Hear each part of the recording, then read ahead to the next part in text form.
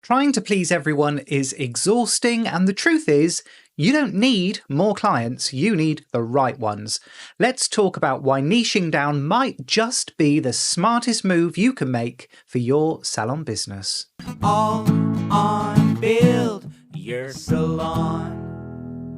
Hello, my salon friends. Phil Jackson here, your queen of salons, coming in your ears once again with another dose of wise owl wisdom. And the very cunning amongst you will notice that I'm only coming in your ears this week. Yes, I have decided to focus purely on an audio podcast, at least most of the time, and I will no longer be putting video episodes together. That said, I've decided we're going to keep the video episodes when I'm interviewing somebody, but the rest of the time is just going to be audio. I've looked at how you're digesting my content. I've looked at how people are actually consuming the Build Your Salon podcast, and it looks like audio only is the way to go. As my mother always said, Phil, you've got the perfect face for radio. So how on earth are you as we steam towards the middle of April? What a stunning spring it's been after an endless winter. It feels like finally we're shaking all that off and enjoying some well-earned sunshine, at least here in the UK.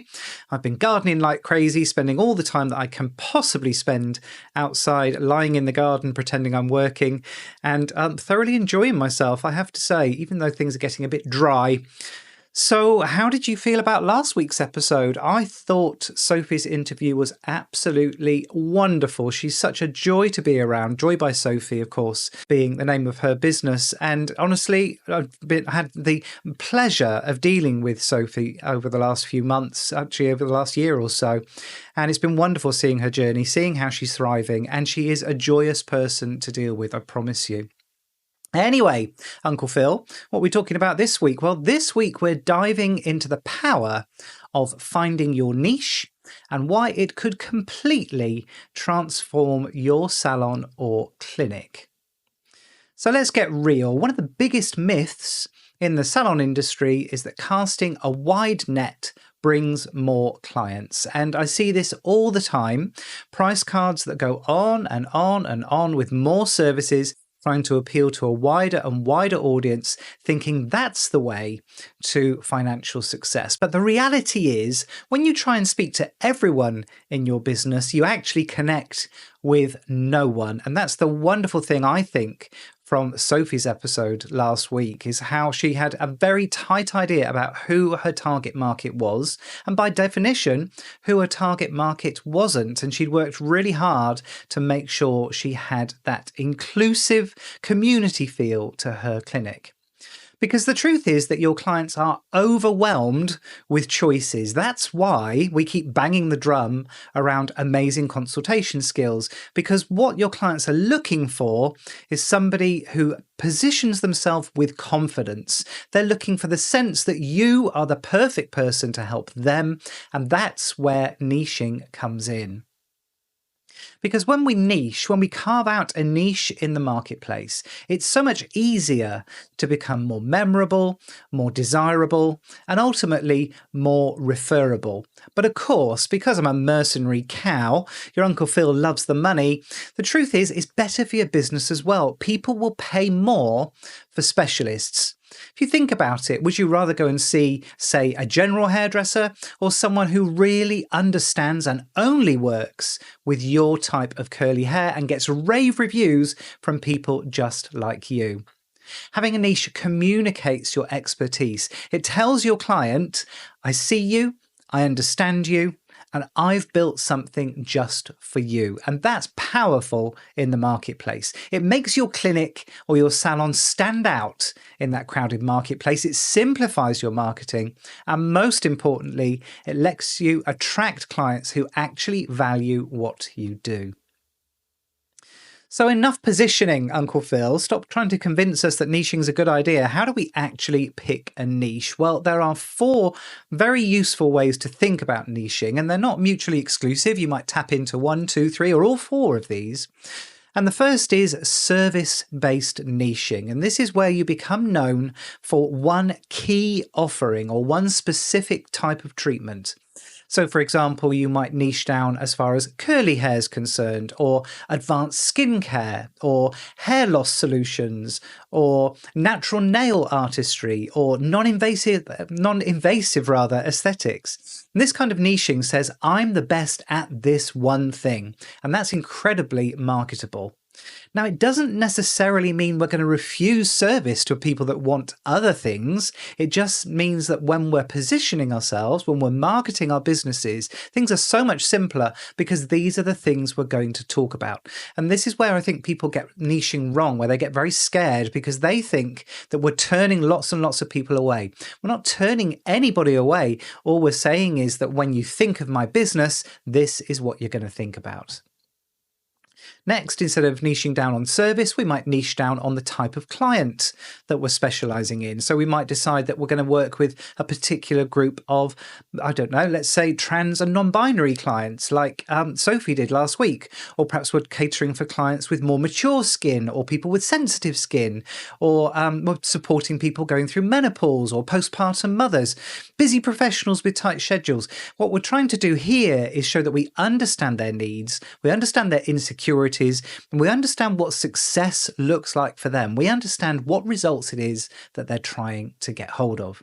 Are you ready for some predictable in your salon business? Do you want to know the secret to steady salon income? I'm Phil Jackson, your Queen of Salons, your undisputed Queen of Salon memberships. Wow. And I've helped hundreds of salon owners just like you turn their businesses from a very spiky takings graph into something much more steady and predictable. My Memberships Made Easy program will help you stop chasing new clients and wasting your time on social media, turning your existing clients into more profitable raving fans who support your business even in the quiet times. My proven membership framework gives you everything you need.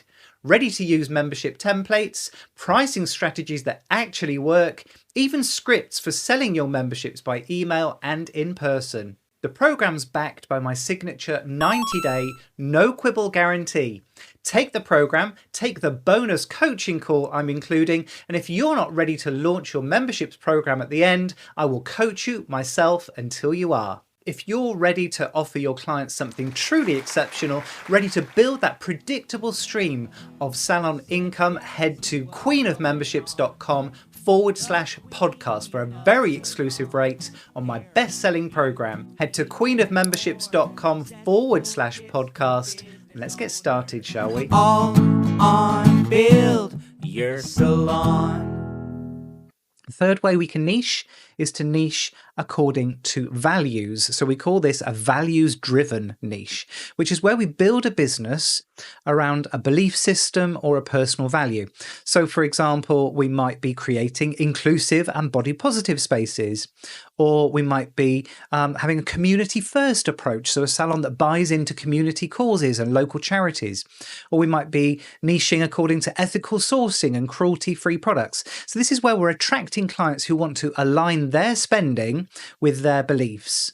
And I'm telling you now, if your niche includes a younger clientele, you're going to want to look at values-driven niches, because pretty much from millennials onwards, this is what people want to buy into. They don't buy into a brand anymore. They buy into what the values are that stands behind the brand.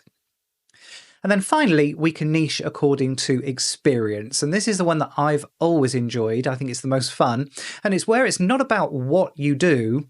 It's about how we make our customers feel. It's about the experience that they're enjoying. So, for example, we could niche because we're offering a spa-like calm in a high-stress world. How nice does that sound? Or we could be niching because we're offering high glam, high touch luxury, or transformational journeys, bridal makeover packages.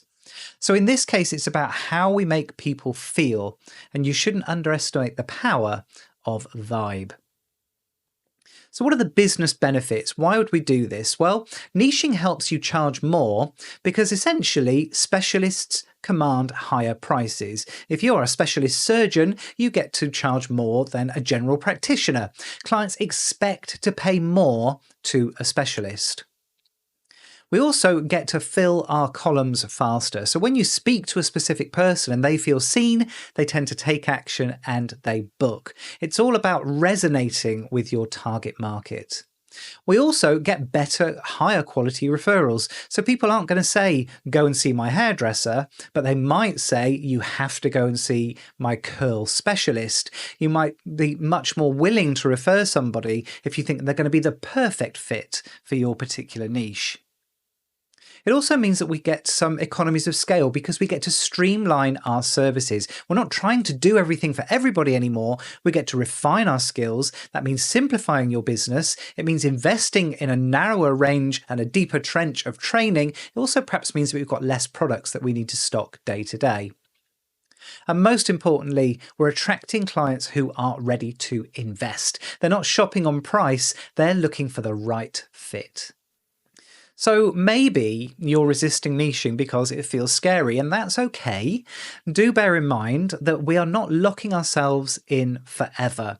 Ultimately, the one advantage, and I've talked about this on previous episodes, the one advantage that we have as small businesses is we get to pivot, we get to change, we get to make alterations in our businesses. So if you feel that you've niched too far, if you feel that we're actually not having a financial viable business anymore, we get to reposition.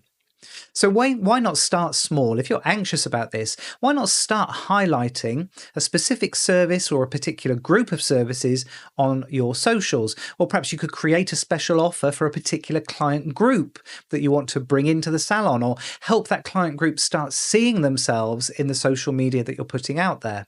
Or perhaps it's just as simple as tweaking your bio, perhaps updating the text to reflect a particular specialty. So test it, tweak it, see how people respond. Because the truth is that if we get this right, there's a very worn phrase in marketing, and it only works in American, I'm afraid, but they say the riches are in the niches. It doesn't work in the UK because we call them niches.